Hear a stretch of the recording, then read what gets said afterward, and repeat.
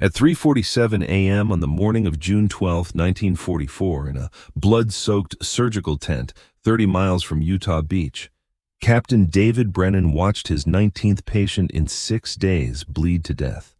The soldier was 20 years old. He was in Pennsylvania. A piece of shrapnel had lodged itself in his left thigh. His femoral artery had been severed. He could have survived, but they had no blood to give him. His entire blood supply had arrived from England 4 days earlier.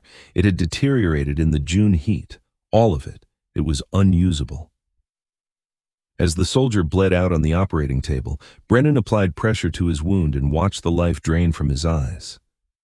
How would you feel in such a situation? Brennan had been an army surgeon for 18 months. He had trained at Penn Medical School. He had completed his residency at Philadelphia General Hospital. He knew trauma surgery. He knew how to repair damaged arteries, how to stop the bleeding, how to save lives. But in Normandy, the problem wasn't surgical skill, it was blood. Without blood transfusions, soldiers with severe bleeding would die. It didn't matter how skilled the surgeon was, surgery couldn't be performed with an empty circulatory system. Whole blood transfusions had been standard practice since World War I.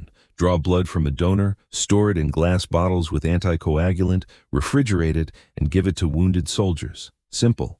Effective. It saved thousands of lives. But whole blood had a fatal limitation. It would spoil. Even refrigerated, whole blood would spoil after about 7 days. Red blood cells would break down. Bacteria would multiply. After a week, the blood would become toxic. It could kill rather than save a patient. 7 days would be enough in a hospital with regular supply lines. Blood would arrive from donors, be used within a week, and fresh blood would arrive. But in Normandy in June 1944, supply lines were in chaos. Ships carrying blood from England would take 3 to 5 days to cross the English Channel.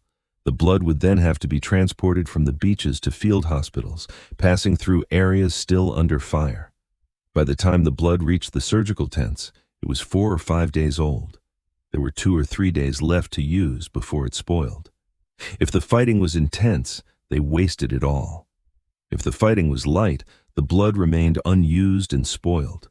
When the fighting intensified suddenly, as it had been for the last 6 days, they ran out. Brennan had seen 19 soldiers die of hemorrhagic shock because they couldn't get blood. 19 young men. 19 young men in the prime of their youth. Just imagine. They died because of a supply chain problem. The only solution, and the solution that saved so many soldiers from death, was to increase blood shipments from England. Send more blood more frequently. But this didn't solve the fundamental problem. All the blood spoiled in 7 days. There was no other way. This 7-day period created a bottleneck that killed soldiers. The first soldier Brennan lost to the blood shortage was Private Tommy Martinez on June 7th. Martinez was a Texan, 22 years old, and had been in France for 36 hours.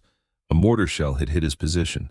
Shrapnel had lodged in his abdomen. His liver was damaged. He had suffered massive internal bleeding. Brennan operated, located the bleeding vessels, and clamped them. But Martinez had lost too much blood. His blood pressure was constantly dropping. He needed a blood transfusion. He had 6 units of whole blood left, all 6 days old. He was at the limit of usability. Brennan gave Martinez 4 units. His blood pressure rose briefly, then dropped again. He had lost too much blood, too quickly. Despite all their efforts, young Martinez's heart had stopped. They couldn't revive him. The official cause of death was massive hemorrhage due to combat trauma. Technically true, but the real cause was a lack of fresh blood. If they had had 20 units of fresh blood, Martinez might have survived. But they had 6 units of poor quality blood. It wasn't enough. Isn't it difficult to be in that situation, to see a soldier in so much pain and be unable to do anything? By June 10th, they were completely out of blood. The last shipment had spoiled. The next shipment was stranded on a transport ship that couldn't be unloaded due to the weather. The surgical team had nothing. No whole blood, no plasma, nothing. They operated with saline and prayer. The saline kept the veins open, but it didn't carry oxygen. It didn't replace clotting factors. As soldiers with severe bleeding lay dying on the table, Brennan desperately tried to stop the bleeding before they lost all their blood. On June 11th, Brennan met with Colonel James Mitchell, commander of the field hospital. Mitchell was 52 years old, had a career in the military, and was running the hospital according to regulations. Brennan explained the blood situation. He explained that they had lost 14 soldiers in 4 days due to the blood shortage. He added that further shipments wouldn't solve the problem because whole blood spoils too quickly. Mitchell said the Army was working on the issue. Blood banks in England were increasing production, medical supplies, more ships were being allocated for the ambulance. Brennan said that wasn't enough. They needed a different solution. They needed blood that wouldn't spoil within 7 days. They needed something that could be stored longer, transported farther, and preserved in field conditions. What solution would you suggest would prevent the deaths of so many young soldiers and avoid remorse? Mitchell asked what Brennan suggested. Brennan said, he was thinking about dried plasma. Plasma is the liquid portion of blood. It could be separated from the red cells, frozen, and powdered. Dried plasma wouldn't spoil. It could be stored indefinitely. It could be reconstituted with sterile water when needed. It would provide patients with the fluid volume and clotting factors they needed. It wouldn't replace the oxygen-carrying capacity of whole blood, like whole blood, but it would keep patients alive long enough to stabilize them. It could fill the gap until whole blood arrived. Mitchell said dried plasma existed. The Army had stockpiles. However, whole blood was considered more effective and hadn't yet been sent to Normandy. Brennan said whole blood would only be effective if they had it. If they didn't, he said dried plasma would be much better than nothing. Mitchell said he'd requested dried plasma. It would take a week, maybe 2. Brennan said they'd lose 20 more soldiers in 2 weeks. They needed plasma now. Mitchell said there was nothing he could do faster. That was the supply chain. Just then, Sergeant Maria Castellano spoke up. Castellano, a 28-year-old surgical nurse from Brooklyn, had been working with Brennan since the landings in Normandy. She'd seen 19 soldiers die. She'd held their hands as they bled to death. She was furious. She said there was dried plasma in the German field hospital they'd captured 3 days earlier, maybe 50 units. They were just sitting there. The Germans were using it. Why couldn't they? Mitchell said they couldn't use German medical supplies. According to regulations, captured enemy medical supplies had to be cataloged, sent to intelligence, and tested for contamination. Using them without permission violated protocols. It could be dangerous. The German plasma could have been sabotaged. It could have been deliberately contaminated. So what did they do? How did they find a solution? Brennan looked at Mitchell. He said the Germans wouldn't sabotage their own medical supplies. That didn't make sense. The plasma was real. Dried plasma was dried plasma. It didn't matter what the label said. It worked the same way. Mitchell said absolutely not. Using captured German medical supplies without proper testing was forbidden. The argument was over. If Brennan used them and anything went wrong, Mitchell would court-martial him. How could Brennan be so insistent on taking such risks? Do you think it was out of compassion and a sense of responsibility? Brennan couldn't sleep that night. He thought about Martinez, the other 18 people, the soldiers who would die tomorrow and the day after because they had no blood, the German plasma lying in a supply tent 50 meters away without doing anything while American soldiers were dying. Sergeant Castellano found him at 2:00 a.m. He said he couldn't sleep either. He said he kept thinking about that German plasma. Brennan said it didn't matter. Mitchell had forbidden it. Castellano said Mitchell wasn't in the surgical tent at 3:00 a.m. when the soldiers were dying. He said if a soldier was bleeding out and he could save them with German plasma, he would do it. He said they shouldn't ignore regulations. Brennan looked at him. He said it was mutiny, a crime prosecuted by a court-martial. He could go to jail. Castellano said watching children die because of bureaucracy was worse than prison. He would take his chance. They made a plan. For the next critically ill patient with heavy bleeding, if whole blood wasn't available, they would use German dried plasma. They wouldn't tell Mitchell. They wouldn't put it on the official record. Just do it. Save the patient. Deal with the consequences later if necessary. The opportunity came at 3:47 a.m. on June 12th. Private Robert Hayes, 19, Iowa. Femoral artery tear. Heavy bleeding. No whole blood. Brennan looked at Castellano. He nodded. He had already prepared the German plasma, diluted with sterile water, ready for infusion. Brennan said quietly, "Go ahead." Castellano began without question. Castellano hung the IV bag containing the diluted German plasma, a clear, yellowish liquid. It looked just like American plasma. the same consistency, the same color. He connected it to Hayes's IV. The plasma began to flow into his vein. 30 seconds passed, 1 minute, 2 minutes. Hayes's blood pressure stabilized. His pulse improved. The plasma was working. Brennan worked on the femoral artery. He clamped the severed ends. He sewed them back together. The repair took 18 minutes. Hayes remained stable throughout. The heart rate was normal. By the time Brennan finished the vascular repair, Hayes had received 2 units of German plasma. His vital signs were better than when he arrived. Brennan closed the incision. He dressed the wound. He looked at Castellano. Neither of them said anything. They had violated their commander's direct orders. They had used unauthorized enemy medical supplies. If Hayes died, if the plasma was found to be contaminated or sabotaged, they would face a court-martial and likely prison time. Do you think prison time is worth it? Would you have done it? If he were considered aiding the enemy, they would likely face the death penalty. But Hayes didn't die. His condition stabilized. 6 hours later, he was awake and alert. He complained of pain in his leg. He recovered normally from the surgery. The German plasma had saved his life. Brennan didn't record this in the official surgical record. He wrote that Hayes was treated with available plasma stores. Technically correct. He didn't specify which plasma depots they were. Isn't it absurd that so many young soldiers were dying and had found a cure for their illness, and yet prison sentences and trials were a foolish thing to do? Over the next 3 days, they used German plasma on 7 more patients. All had massive hemorrhages. All were cases where American whole blood wasn't available. All 7 survived. The plasma worked perfectly. There were no complications, no contamination, no sabotage. It was simply plasma. Dried human blood plasma. Except for the German labels on the containers, it was identical to American plasma. On June 15th, the American blood supplies finally arrived. 50 units of fresh whole blood from England. The blood shortage was temporarily lifted. Brennan stopped using the German plasma, but he had proven one thing. Dried plasma could fill critical gaps. It could keep patients alive when whole blood wasn't available. It could save lives lost due to supply chain delays. Colonel Mitchell noticed the improvement in survival rates. I asked Brennan what had changed. Brennan said they were getting better at managing hemorrhagic shock with aggressive fluid resuscitation and faster surgery times. It wasn't a lie. It just wasn't entirely true.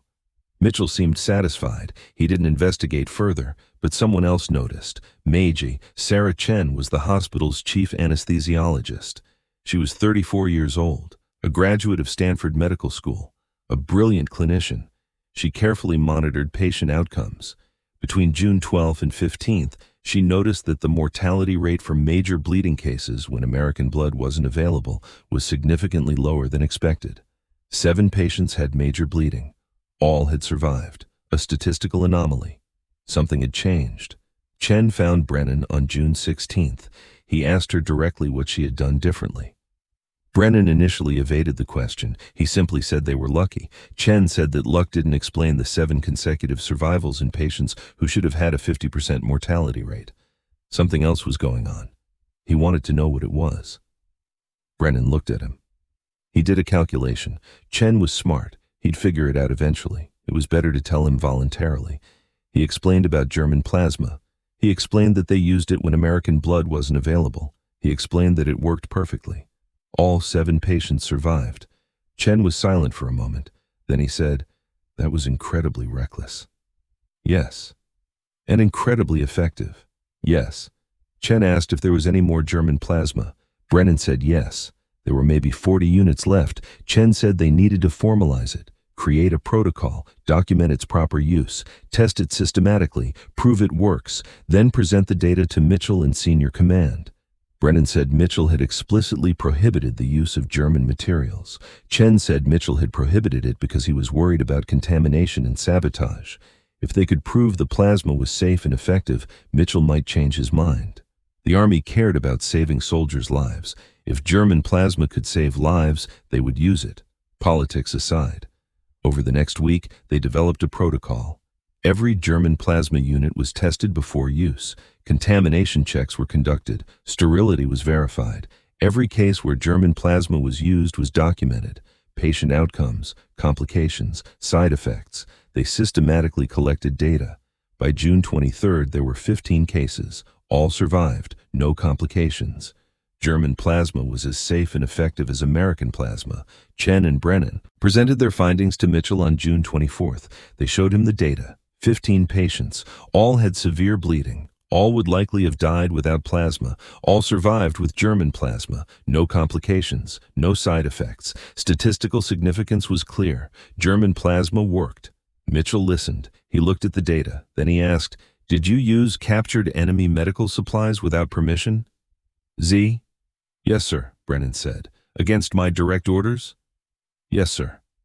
Mitchell was silent. Then he said, "If even one of these patients had died from contaminated plasma, I would have court-martialed you both." "Understood, sir." "But they didn't die. They lived, because we had blood and you didn't." Mitchell looked at the data again. "How much German plasma do we have left?" "Perhaps 30 units, sir." "Use it. But first, test every unit, document every case, and write a formal report. I'm sending it to Medical Command. They need to know this." Mitchell's report reached the Army Medical Command on June 27th. The response was immediate. The Medical Command sent a team to investigate. They analyzed Brennan's data. They interviewed patients. They tested the remaining German plasma samples. Their conclusion: dried plasma was a suitable alternative to whole blood for initial hemorrhage treatment. German plasma had been proven safe and effective. More importantly, the case. Studies showed that dried plasma could fill critical gaps in the blood supply. The Army had been stockpiling dried plasma since 1941. They knew it worked. However, they hadn't prioritized sending it to Normandy because whole blood was considered superior.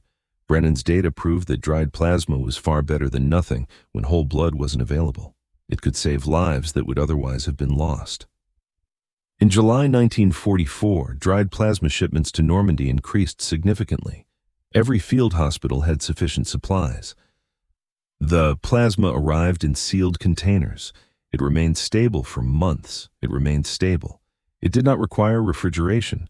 It could be stored in field conditions. It could be reconstituted with sterile water when necessary. It was ready for use within minutes. Its effectiveness was measurable.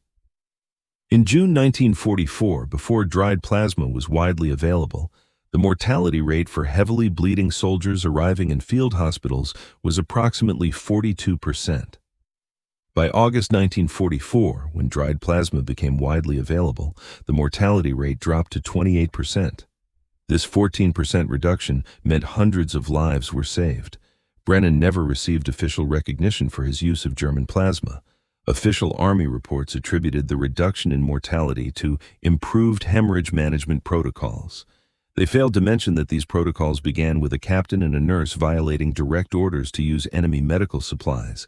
The Army preferred the official story. It was better for public relations, but it spread among surgeons. Brennan's case series circulated unofficially. Surgeons at other field hospitals read it. They learned about dried plasma. They began requesting it. He began using it.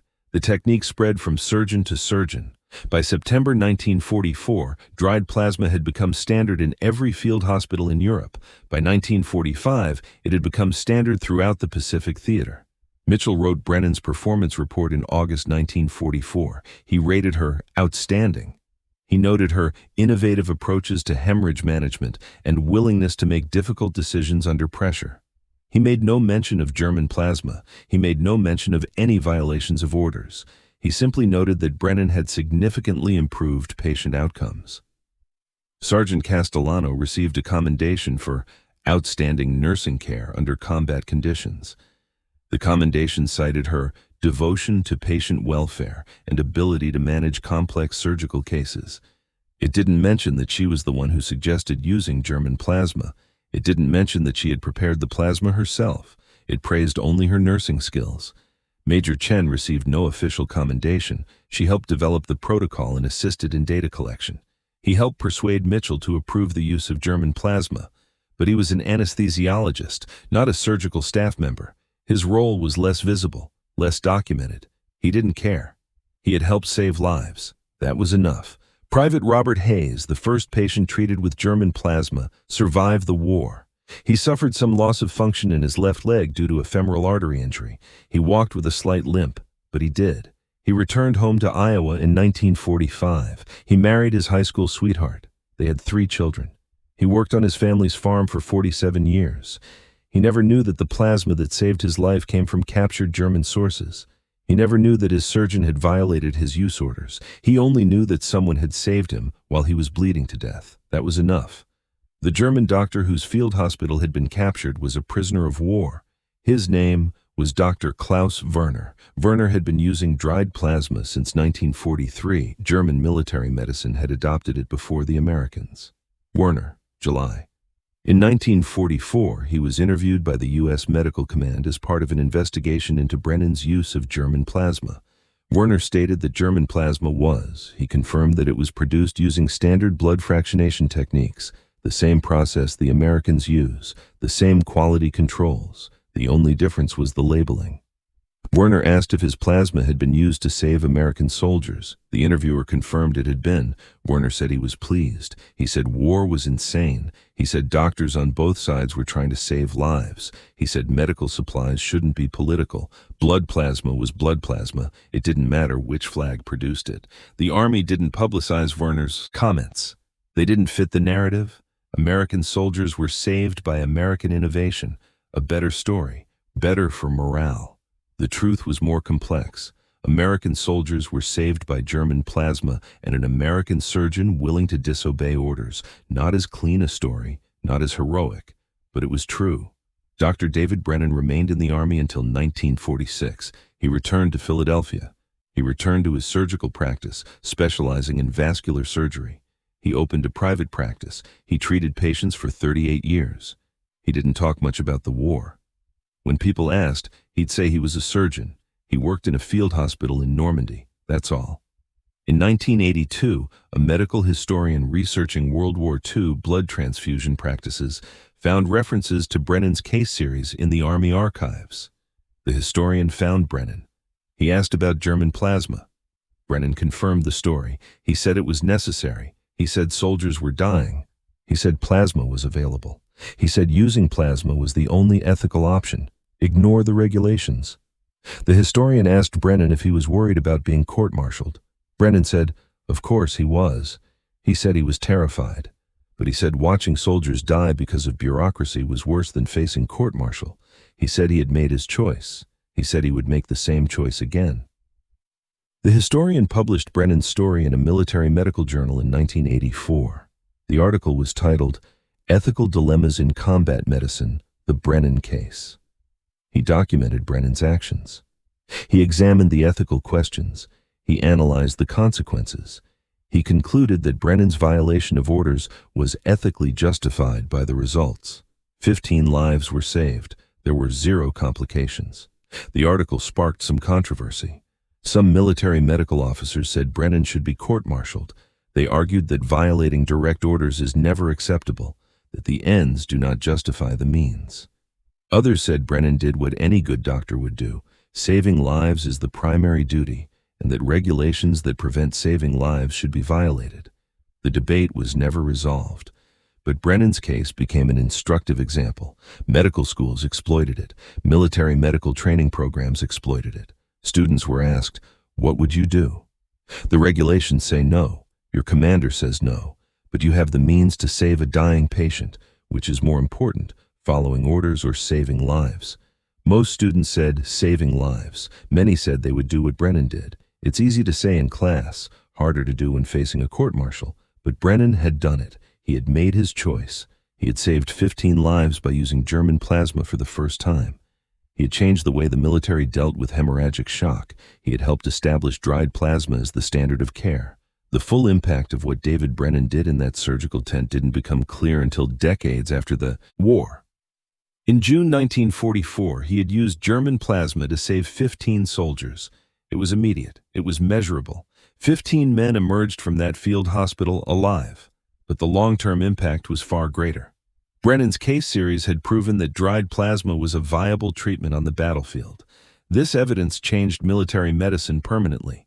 Before Brennan's data, dried plasma was considered a second-class substitute for whole blood. It was acceptable in emergencies. It wasn't the preferred choice. After Brennan's data showed a 0 mortality rate in 15 cases of major bleeding treated with plasma alone, the Army reconsidered the idea. Perhaps dried plasma wasn't inferior. Perhaps it was actually better for certain battlefield conditions. Whole blood was better at replacing oxygen carrying capacity. There's no doubt about that. But in the first minutes and hours after a major hemorrhage, oxygen carrying capacity wasn't the primary concern. The primary concern was maintaining blood volume and clotting factors, keeping the circulatory system full of fluid so the heart could pump, providing the proteins necessary for blood clotting. Dried plasma did both, and unlike whole blood, dried plasma didn't spoil. It could be stored indefinitely. It could be positioned in front of combat units. It could be used immediately when needed. The Army Medical Research Corps studied Brennan's cases in detail, analyzing what worked and why. They concluded that the main advantage of dried plasma was its speed of availability. Whole blood required cooling, transportation, blood typing, and cross-matching. All of this took time, sometimes hours. Dried plasma needed only to be reconstituted with sterile water. It could be ready in 5 minutes. For soldiers dying from bleeding, those hours were crucial. Speed of treatment determined who lived and who died. Based on this analysis, the Army developed new hemorrhage management protocols in late 1944. The new protocols emphasized immediate plasma resuscitation for all major hemorrhages. Whole blood would follow whenever possible. But plasma arrived first, immediately. Don't wait, this protocol became standard in the European theater in December 1944. By early 1945, it had spread to the Pacific. The impact on survival rates was dramatic. In 1943, before dried plasma became widely available, approximately 38% of soldiers who suffered major hemorrhages died before undergoing surgery. By late 1945, when dried plasma protocols were fully implemented, this number had dropped to 21%. This 17% reduction meant thousands of lives were saved, and all of this was based on Brennan's use of German plasma on 15 patients in June 1944. This irony has not escaped historians of military medicine. An American surgeon using captured German medical supplies had revolutionized American battlefield medicine. The military, however, they didn't publicize this fact during the war. After the war, it became a footnote, an interesting historical detail. But it meant more to the surviving soldiers than any footnote. Sergeant Maria Castellano left the Army in 1946. She returned to Brooklyn. She worked as a surgical nurse at Kings County Hospital for 33 years. In 1979, a young nurse asked her what she remembered most from the war. Castellano said the night she and Brennan first used German plasma was terrifying. She was terrified, she said, of the plasma being contaminated, of the patient dying, of being court-martialed. But she said she was even more terrified of watching another soldier die when she had the resources to save him. The young nurse asked if Castellano would do it again. Castellano said absolutely, without hesitation. If you're a nurse and you have the ability to save a life, you save it. Regulations don't matter. Politics don't matter. Flags don't matter. The life in front of you is the only thing that matters. Major Sarah Chen stayed in the Army. She was promoted to colonel in 1952 and became chief of anesthesiology at Walter Reed Army Medical Center. She retired in 1965. It was she who convinced Brennan to formalize the plasma protocol, to collect data, to prove it worked. If it weren't for Chen's insistence on documentation, Brennan's invention might have remained a one-time improvisation. Chen transformed it into a reproducible medical science. He made it teachable. It spread. It was widely adopted. In a 1987 interview, Chen said that the most important lesson from the German plasma incident was that innovation in combat medicine often stems from necessity, not planning. The Army's plasma stockpiles had dried up.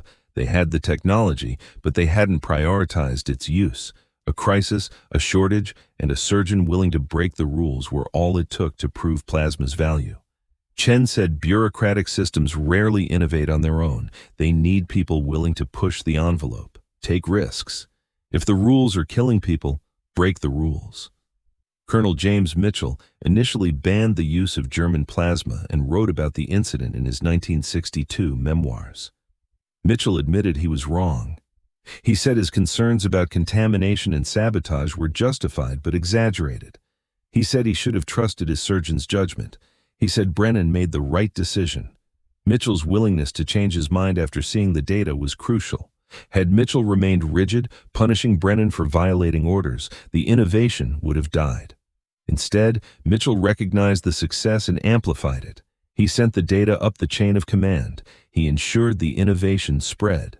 Private Robert Hayes, the first patient saved by German plasma, knew nothing of this until the medical historian's article was published in 1984. A friend saw the article and sent it to Hayes. Hayes read about Brennan's use of German plasma to save his life. He read that it was unauthorized, that Brennan had risked a court-martial for doing so. Hayes wrote to Brennan, thanking him. He said he had lived a good life, that he had children and grandchildren. All of this was Brennan's reassurance that he had used it to save him. It was thanks to his willingness to chew the snot. Brennan wrote back. He said he was just doing his job. Any good doctor would have done the same. Hayes disagreed. He said most doctors would have followed orders and let him die rather than face a court-martial. He said Brennan was different, willing to risk his career for a patient he'd never met. Such dedication was rare. German doctor Klaus Werner survived the war. He returned to Germany and worked as a surgeon in Hamburg for 40 years. In 1985, he learned that his plasma had been used to save American soldiers. A colleague showed him the medical historian's article. Werner said he was pleased. He said he hoped his medical supplies would be used to save lives. It didn't matter which side he was on. Lives were lives. Werner wrote a letter to the magazine that published the article. He said that German military medicine had advanced in some areas in 1943 to 1944. Dried plasma was one example. The German army adopted this approach earlier than most nations. Not because the Germans were smarter, but because they faced supply problems on the Eastern Front. They needed medical treatments that could withstand harsh conditions, long transport times, and inadequate refrigeration. Dried plasma solved these problems. German medical units like Brennan learned from necessity. The letter sparked a minor controversy. Some American veterans disliked the implication that German medicine was advancing. They didn't like giving the enemy any credit. But medical professionals understood. Good ideas come from anywhere. German surgeons were trying to save German soldiers, just as American surgeons were trying to save American soldiers. Both sides innovated. Both sides made discoveries. War necessitated innovation because survival was paramount. The broader lesson from Brennan's case extended beyond medicine. It concerned how innovation occurs within large bureaucratic systems. The Army had dried plasma. It had the logistics to transport it. It had the knowledge to use it. But he didn't prioritize it because whole blood was doctrinally preferred. Faced with a crisis, a field surgeon willing to disregard orders was required to prove that dried plasma was not only acceptable, but necessary. This pattern has been repeated throughout military history. Innovation at the extremes, necessity driving change, bureaucracy followed later. Dr. David Brennan's post-war career was distinguished but quiet. He published medical articles. He trained surgical assistants. He developed new vascular surgery techniques. But he never wrote about German plasma. He never received credit for transforming battlefield medicine. When colleagues asked about his combat service, he would say he was a field surgeon in Normandy. He did his job. He saved some soldiers. He lost others, like everyone else. In 1998, the Army Medical Department invited Brennan to give a lecture at its annual military medical conference. The topic was innovation in combat medicine. Brennan was 76, retired, and still lucid. He accepted. The title of his lecture was Necessity and Ethics in Combat Medicine. He spoke about German plasma. He spoke about the choice he faced: follow orders and watch soldiers die, or disobey orders and save lives. He said it wasn't a difficult choice. The hard part was accepting the risk of a court-martial. It was accepting that doing the right thing could ruin his career. Brennan said the real innovation wasn't using German plasma. The Germans had already proven it worked. The real innovation was recognizing that regulations designed for peacetime don't always apply in combat. Sometimes the ethical choice requires violating the legal choice. It was recognizing that doctors in combat have a primary duty not to regulations, but to their patients. He said this lesson goes beyond the realm of medicine and applies to any situation where bureaucracy conflicts with human needs. The lecture received a standing ovation. Young military doctors asked questions. They asked how to know when to break the rules, how to balance their duty to obey regulations with their duty to patients. Brennan said there was no formula for this. He stated that this required judgment, courage, and a willingness to accept the consequences. He said that not everyone would make the same choice he did. Some would follow orders, others would break the rules. Both were defensible positions. The important thing was not to bow to bureaucracy, but to make an informed choice. A young Army captain asked Brennan what he would do if faced with the same situation today. Brennan said he would do the same. He would use every resource at his disposal to save his patient. Then he would deal with the consequences. He added that regulations could be changed, careers could be redesigned, and he said it could be built from 100,000 tons of plasma. But dead soldiers stayed dead. That was the calculation. It always was. David Brennan died in 2008 at the age of 86. His obituary cited his distinguished career in vascular surgery. It mentioned his service as a field surgeon in World War II. It cited his contributions to medical education. It didn't mention that he revolutionized battlefield medicine. It didn't mention that he proved the value of dried plasma. It didn't mention that thousands of soldiers would have died without his invention and that he saved them from wounds. But the military medical community remembered him. The Army Medical Department established the Brennan Award in 2010. This award is given annually to a military medic who demonstrates innovative approaches to caring for the combat wounded under challenging conditions. The citation specifically cited Brennan's use of German plasma as an example of medical courage and creative problem-solving. The first recipient of the Brennan Award was a young Navy doctor who developed an improvised blood transfusion technique in Afghanistan. The doctor faced a mass casualty situation with no blood supply. He organized an emergency donation campaign among lightly wounded soldiers. He performed blood transfusions on the battlefield using hasty donor typing and cross-matching. He saved 11 critically wounded soldiers. This technique violated many Navy medical protocols, but it worked, just as Brennan's plasma worked. The pattern continued. The Brennan Award was given to medics who innovated under pressure, those who found solutions when official solutions were unavailable, those who bent or broke the rules to save lives. Each recipient faced the same choice Brennan had: follow regulations or save patients. Each had chosen patience. Each had risked the consequences of their careers. Each had succeeded. This is Brennan's true legacy, not the specific innovation of dried plasma. It was this that would eventually be adopted. His legacy demonstrated that combat medicine requires flexibility, a willingness to innovate, and a commitment to prioritizing patient welfare over bureaucratic conformity. This lesson was taught to every soldier. The Italian physician who came after him was involved in military medical training. He was part of the culture.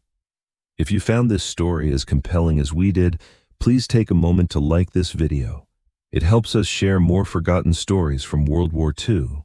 Subscribe to stay connected to these untold histories. Each one is important. Each one deserves to be remembered, and we'd love to hear from you. Leave a comment below telling us where you're watching from. Our community stretches from Texas to Tasmania, from veterans to history buffs. You're part of something special here. Thank you for watching and keeping these stories alive.